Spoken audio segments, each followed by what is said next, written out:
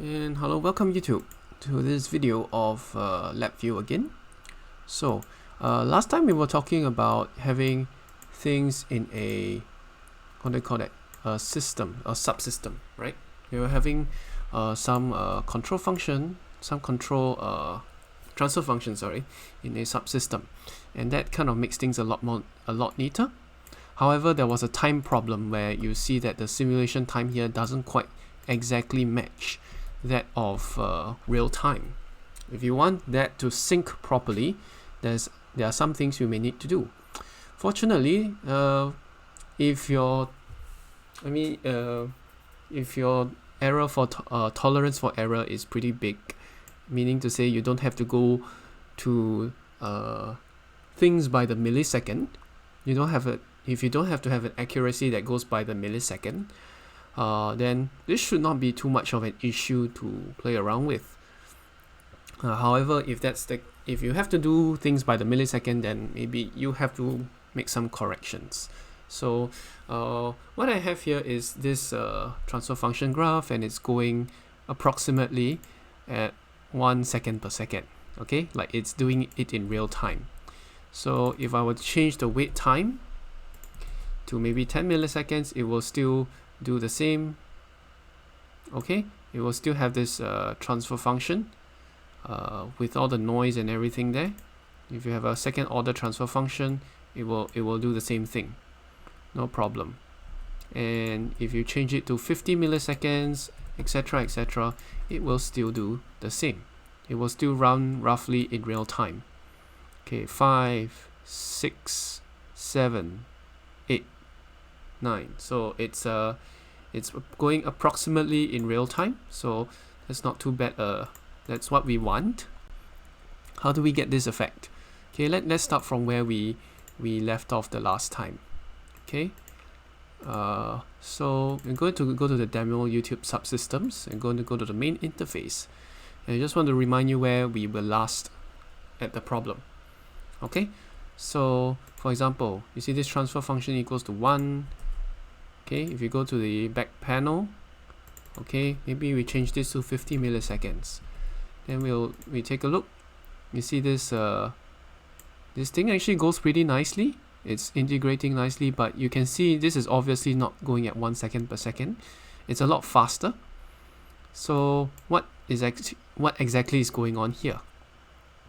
Okay, let me explain what's going on first in the VI. Okay, if you take a look at this this VI, okay, let's reduce this size. Ooh, this is pretty big.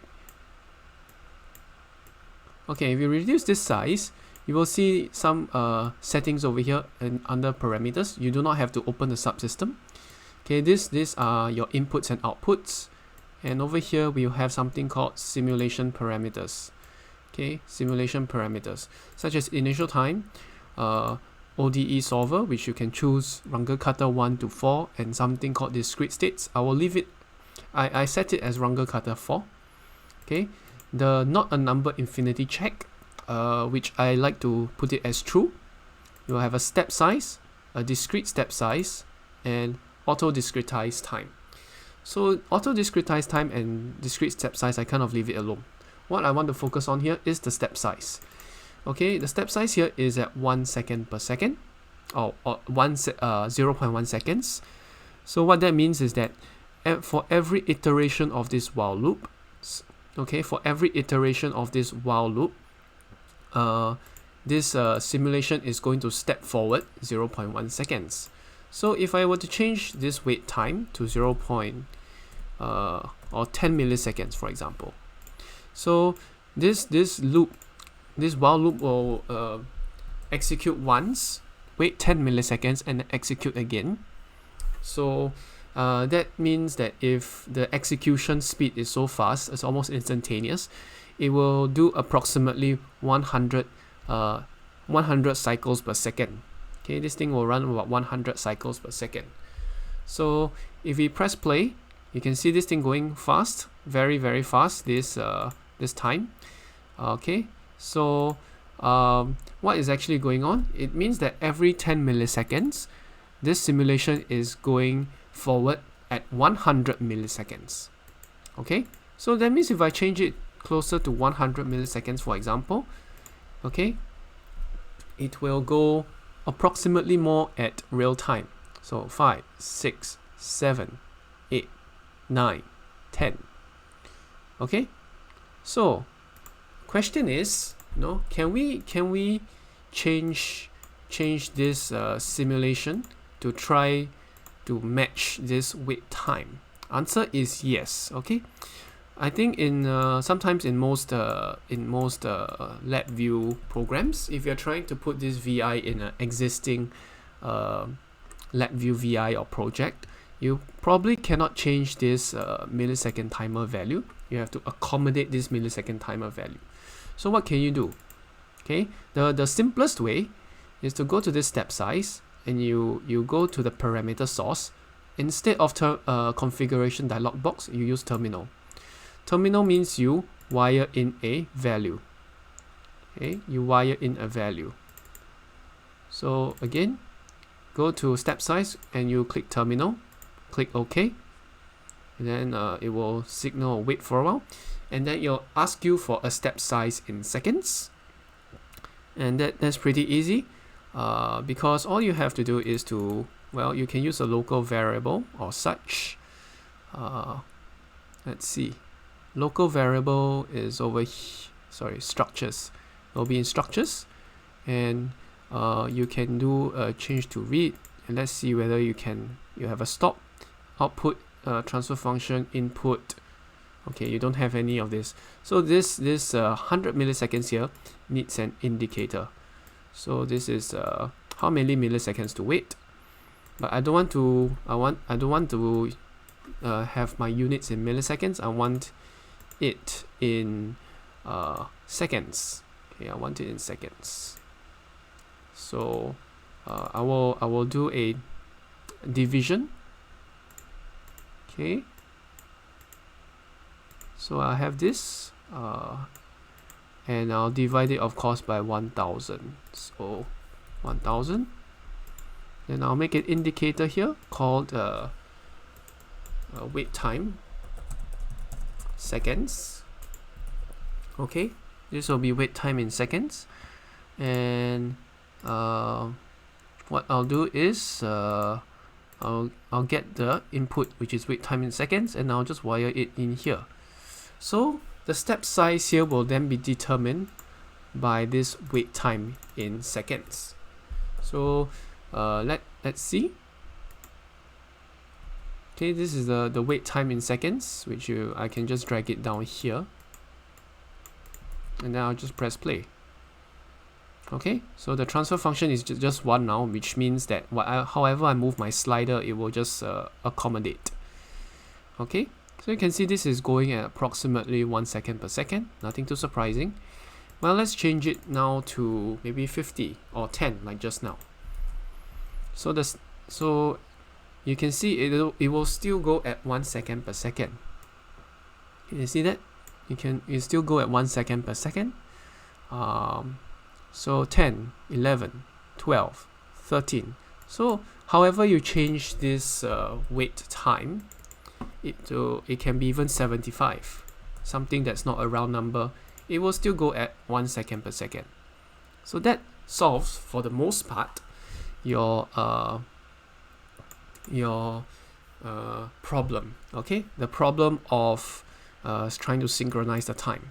Though, however, I must say this is a very approximate method, especially if you need accuracy to go down by the millisecond. If you don't need that sort of accuracy, I mean, this video is done. You don't have to really watch any more of this. But if you need accuracy to that level, well, there is another workaround. I have not figured out a perfect solution, but what I have, I will share with you. Okay. So first thing first, you will need to have a loop timer. All right. Why do we need a loop timer? Okay. So remember we were doing. I'm going to use GIMP. All right. Okay. So let's say you have one iteration of the while loop. I assume you know what this is already.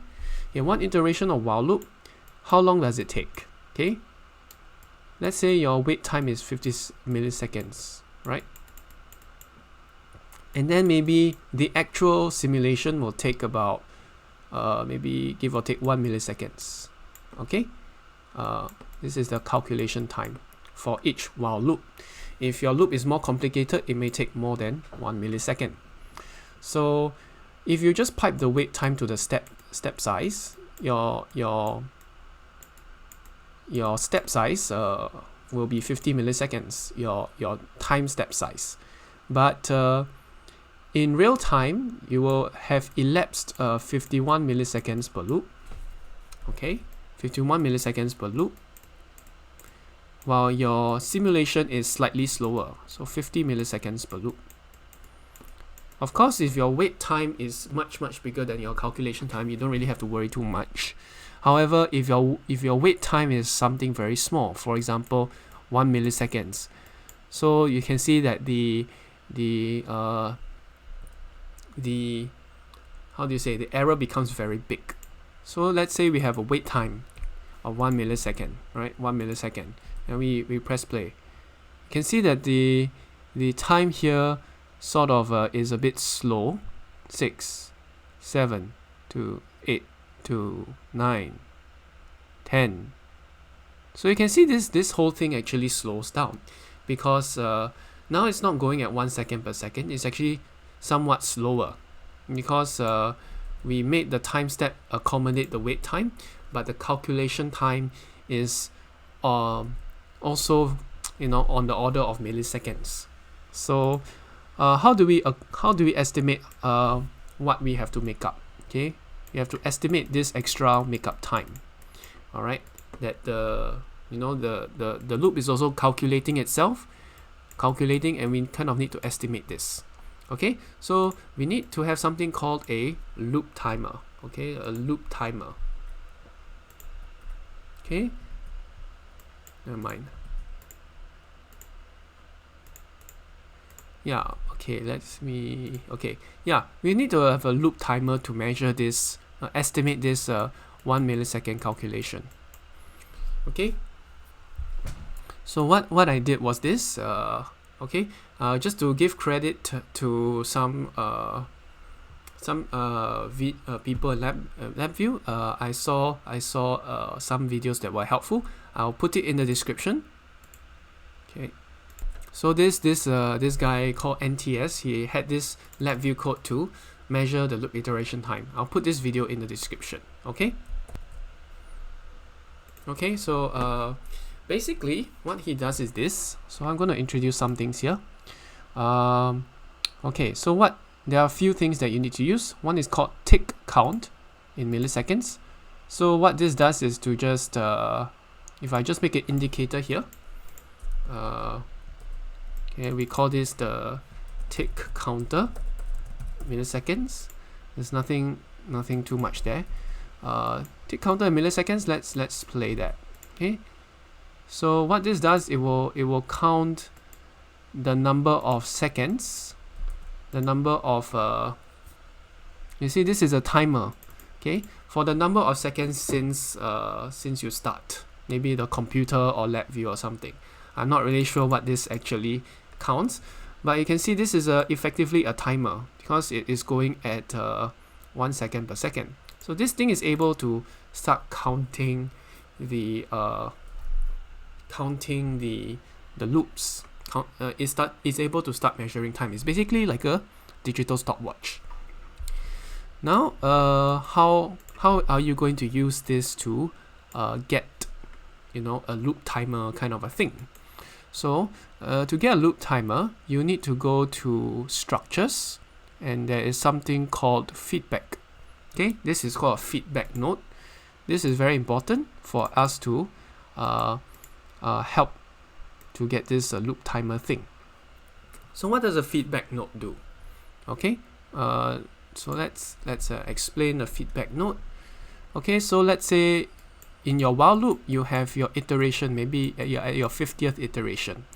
The timer will be capturing some value, maybe T50. I don't know what value that is. It's T50 in milliseconds. Okay, then I equals 51.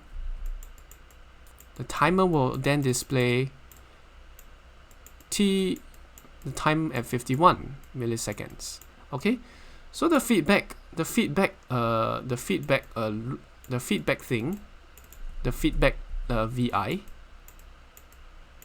Okay, the feedback VI, what it does, it will take the value, it will capture the value of T50. Okay, T50, let me write it bigger, T50. Okay, it will capture the value of T50 so that you can use it. And what do you do once you have the value of T50 and T51?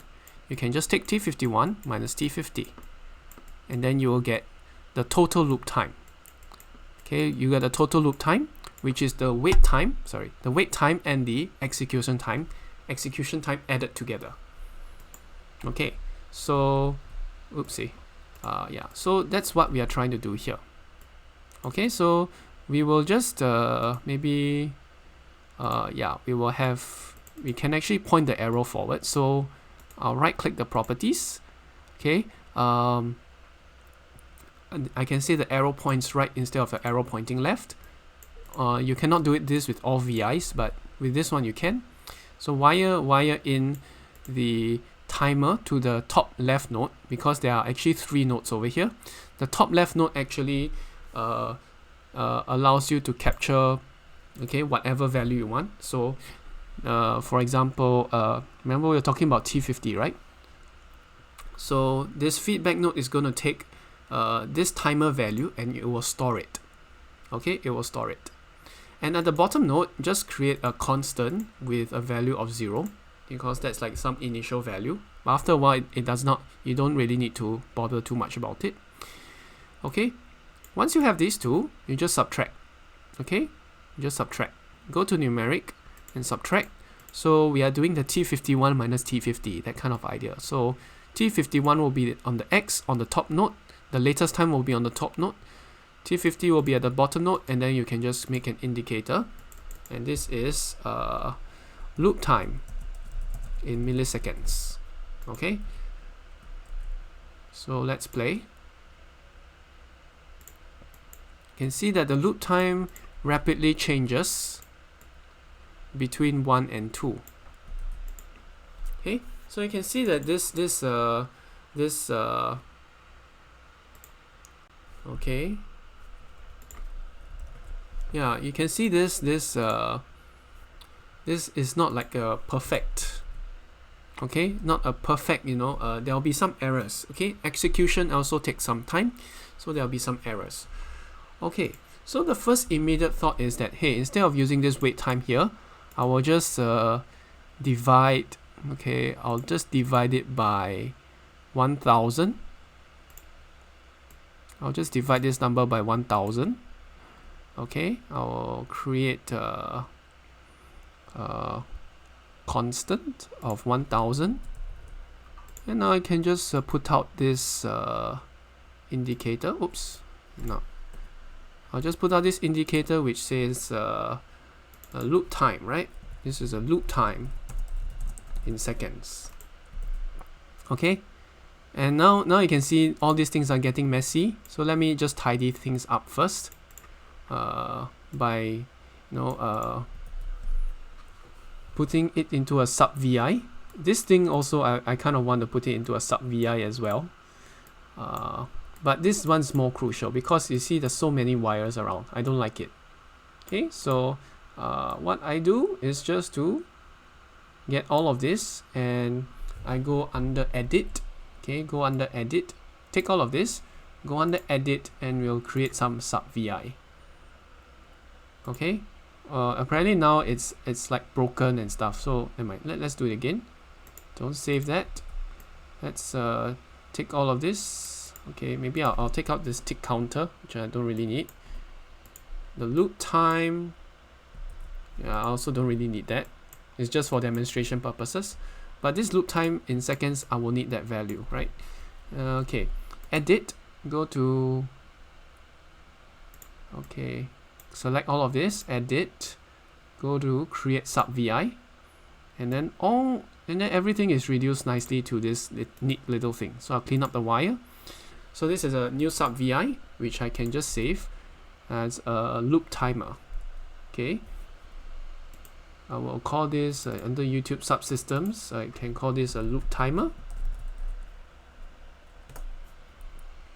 Okay, I'll call this a loop timer. It will be saved in a separate file so that you don't have to worry too much. Okay, so this is a loop timer. I can change this to make it look like a timer. So under the glyphs, you can actually select icons and stuff. So I want to just delete everything here, or just erase. Oh boy. Okay, let me delete and delete.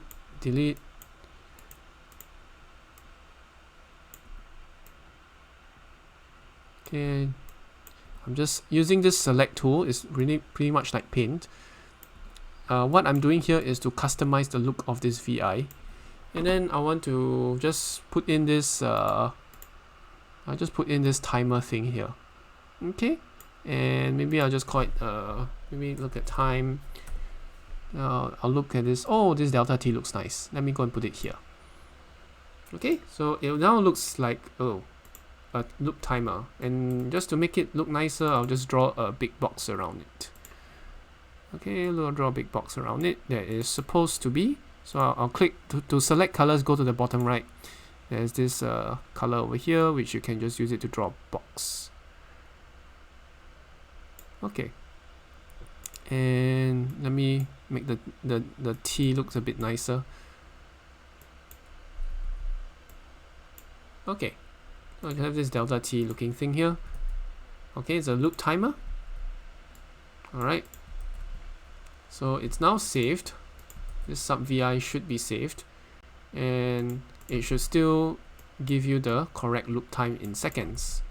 Then you can just compare it side by side with the wait time. Of course, there'll be some differences. Now stop this. Yeah, isn't it better? We can just delete this wait time. Let me delete this wire. Isn't it better we can just wire this loop time up? Okay, loop time up here to the step size. I mean, ideally, that would be the best way. That would be the best way. Okay, but let's try it and see what happens. Let me see how much time I have left. Yeah, we try that. We have a problem.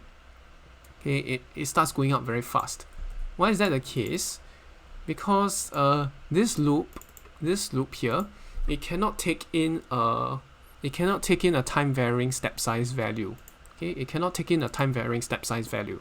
So you're kind of stuck here. You have to use the method that we used before, which is that local variable, or you just wire the wait time straight in. However, maybe there is a workaround. Okay, we can use the wait time and we just add it up with some value that we decide. Okay, I'll put this here, and let's use the local variable here. Okay, and I'll change it to read, and I'll have this wait time here. Wait time, and then I will create a constant. Okay, so this is a workaround. This is not the perfect solution for sure, but it's a sort of it's something to do, an improvised solution if you can live with it. All right, I'm not saying it's the best solution, but it's a quick solution. So what you can do, you subtract your loop time minus your wait time. Okay, you subtract your loop time minus your wait time, and then you kind of estimate some average value. Okay, this is a very cheapskate way, very not very professional way, but it saves time if you don't need that level of accuracy. So okay, give or take. All right, you'll create an indicator. We can use a waveform chart here, or you can integrate as well, but I'm not going to spend the time to do that. All right, because I don't really need that level of accuracy. Okay, so execution time. So this is your execution time in seconds of each loop, and this thing will be brought here, and then I will just wire this in. Okay, so now what is this thing doing? I'm taking the loop time, which is the execution time plus the wait time. I'm subtracting out the wait time using the minus tool here, and then I will wire this into the execution time so that I can have an estimate of how much time per loop is actually being used to execute this code. Okay, so let's play, and you can see here it is actually the execution time goes between 1 and 2 milliseconds. Okay, 1 and 2 milliseconds. It's a little bit hard to see, I admit. Yeah, and if you want to see it a little better, I mean, it's up to you. You can change this to 20 milliseconds, for example, for your wait time. And this thing will kind of slow down a little bit. Just ignore the first few values. You can see that the execution time kind of changes here. And just now you would have seen that it varies between 1 and 2 milliseconds. Yeah, it goes between 1 and 2 milliseconds, as you see here. So, well, you can use an integral thing to sort of figure out what's the average wait time, or what's the average execution time, and then you just put it in the constant here. So I will just say 7e minus 4 is 0.7 milliseconds. Okay, 0.7 milliseconds. I was like, okay, whatever, sure. Okay, so what do we do? Okay, so yeah, then this is all we need to do. Okay, it will help to compensate. It will help to compensate for this execution time. Okay, so if let's say I go to, if I change this back to 1 millisecond, if I change this back to 1 millisecond, 2. Now this thing will actually sort of go more or less in real time. Okay, at least it is better than what we had before. It is still not perfect. Okay, 18, 19, 20, 21, 22. It's still a little bit faster than what we like. We can of course tweak this manually. Maybe you put 3e minus 4. Okay, and then maybe that's the correct value. Okay, so but what I'm saying is that, okay, you just tweak it to see what fits your VI the best. Okay, cause it's a little bit more complicated, I think. I have not figured out a way how to change this step size, this timing step size inside your subsystem VI in a more accurate manner, but you know, this is what I have, and for my purposes, at least my projects, or I don't know, for stuff I'm interested in. Okay, I don't need this level of millisecond based accuracy. Yeah, but this does look very good. At least the feel of the time is there. Okay, cause yeah.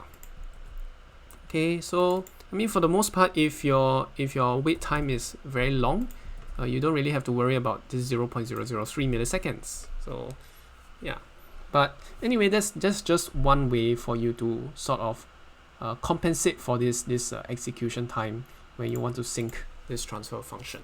Otherwise, you just put in the wait time, and that's good enough. Okay, so thanks for watching. I'll see you again. Okay, bye bye.